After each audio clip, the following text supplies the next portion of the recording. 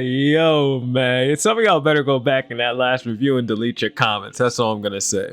Welcome to the chapter 261 spoiler coverage review, whatever you want to call it. We're going to get straight into this chapter. Banger. Lots of stuff going on. Let's just say, in my opinion, the worst outcome happened, but hey, man. It's better than what would have happened if the other outcome, the third outcome happened. With that said, I gotta give thanks to Nier for always providing us the leaks. And now, let's get into it. So the chapter begins with Yuji deciding that he's gonna crush Sukuna's heart. This is basically the monologue of Yuji while he was crushing Sukuna's heart in the last chapter. We're beginning with sort of like a point of view change parallel, something like that, you know what I'm saying?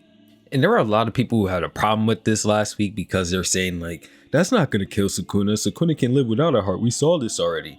No shit, bro. It's just gonna weaken him, which kind of has been the point of this entire raid and what they've been doing for the last 30 chapters, but let's continue. As soon as Sukuna uses his domain expansion, he sees Gojo standing, and in disbelief, Sukuna really wonders if it's him, but he pushes away that thought as he says it's impossible. But yeah, man, all I gotta say is you Gojo fans, y'all really won. Like, I didn't want Gojo or Kenjaku to come back, but I wanted Gojo to come back over Kenjaku, although I really don't want them both coming back. Y'all actually won. Nah, psych. Sukuna suddenly realizes who it is and punches away Yuji. As he moves forward, he sees stitches on Gojo's forehead. He says, I apologize for underestimating you. I didn't know you were capable of going that far. Yuta Akotsu. So yes, Yuta Akotsu is in Gojo's body, and obviously Sukuna instantly recognizes this because 1, Tengen, Kenjaku, all the rules of the culling game are connected to Kenjaku through a binding vow. So when Kenjaku died, there is no coming back from that. He is connected to many binding vows that activate this culling game. Sukuna knows this. And then obviously Gojo's just not back. Like, he's not. Sorry, guys. Anyway, as I revel in my W for the week, we enter a flashback. The GOAT Yuta decides that Rika devour Kenjaku and copy his curse technique, which will allow Yuta to change bodies.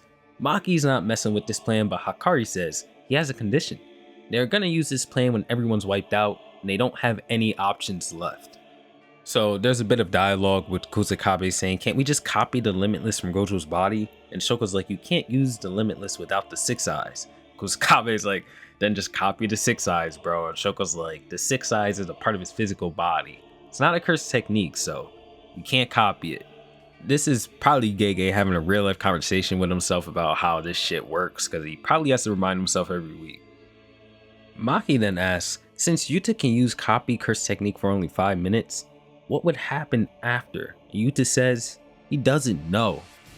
Obviously, guys, this could be preparing a thing where Yuta loses the ability, then he loses the body and himself, and then Kenjaku takes over again.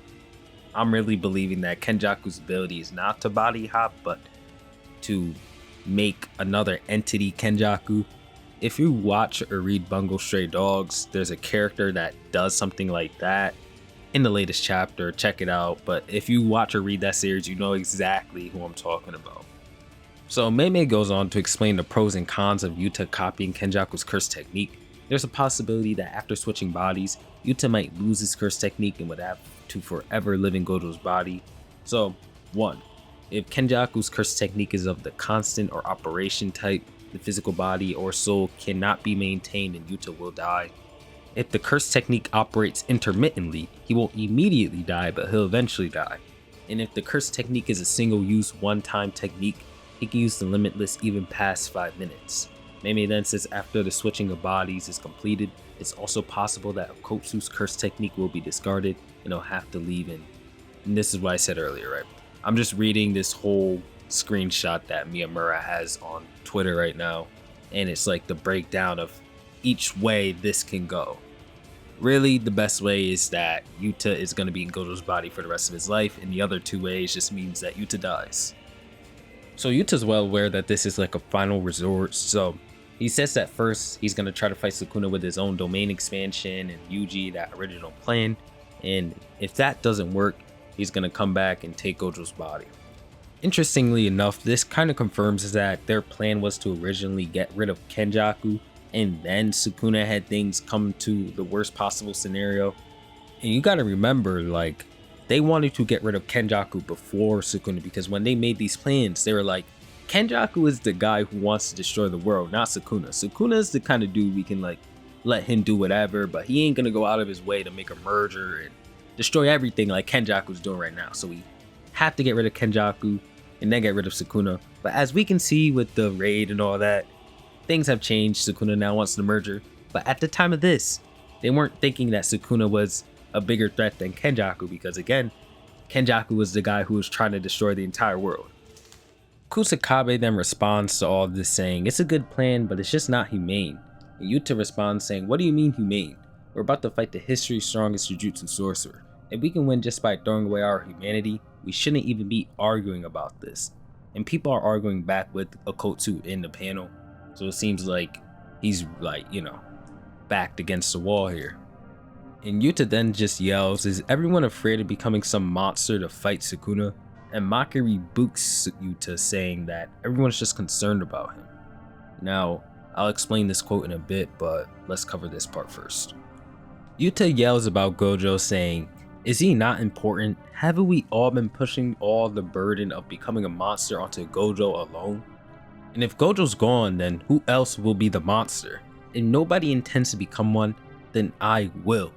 And this shit is tough. You guys know obvious reasons, because we see what's going on with Yuta now, and I guess he truly is the second Satoru Gojo.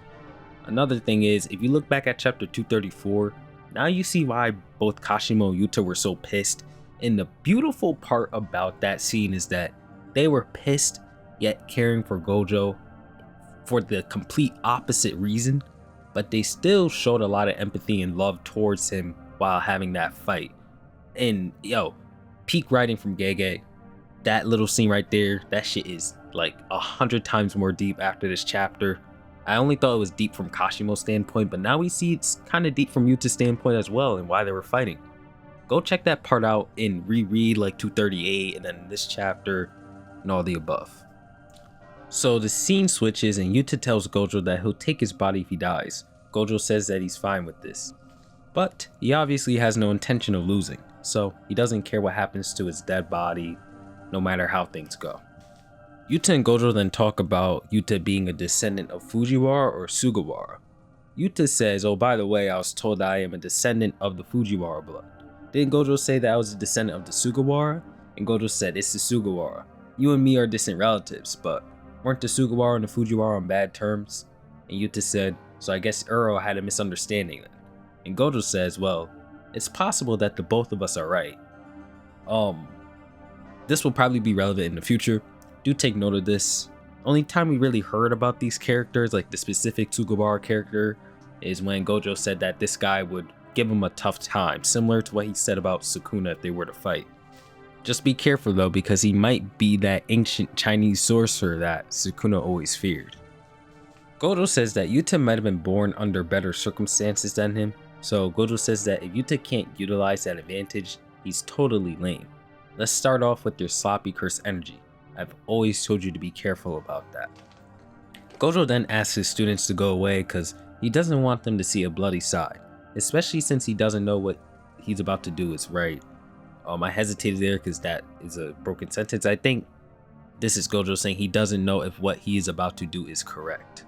And I'm pretty sure this is Gojo killing all the higher ups. He was the one to do it. So Gojo then says if I lose to Sukuna and all the old geezers in the room are gone, Gakuganji will stand on top of Jujutsu headquarters. If that happens, there won't be any more chaos like the post-Shibuya incident. So there we go. Gojo's the one who did the deed. However, I thought Kenjaku kind of like took over Jujutsu Society and killed all the higher ups. I thought Kenjaku was the one to kind of handle all these guys too. There's always been a little bit of confusion with that. Maybe we'll get some kind of clarification after the end of the story. Who knows? So Gojo once again tells his students to go back, but they refute him. Yuta tells Gojo to not try to become a monster by himself again. And Gojo says, that's something I can't do. At that moment, I was left behind. I have to catch up to him. And it shows a picture of Geto.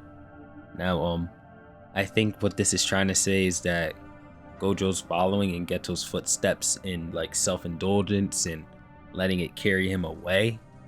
I don't know, we'll have to see the translations and chapter for this, but it's a dope looking page. So the scene will go to Amai explaining his curse technique.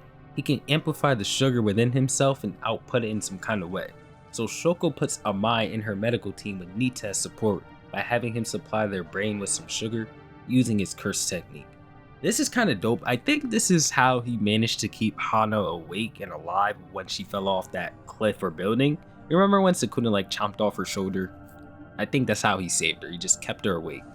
So the scene switches again and Yuta's cut in half due to Sukuna's slash, and he's in the medical ward.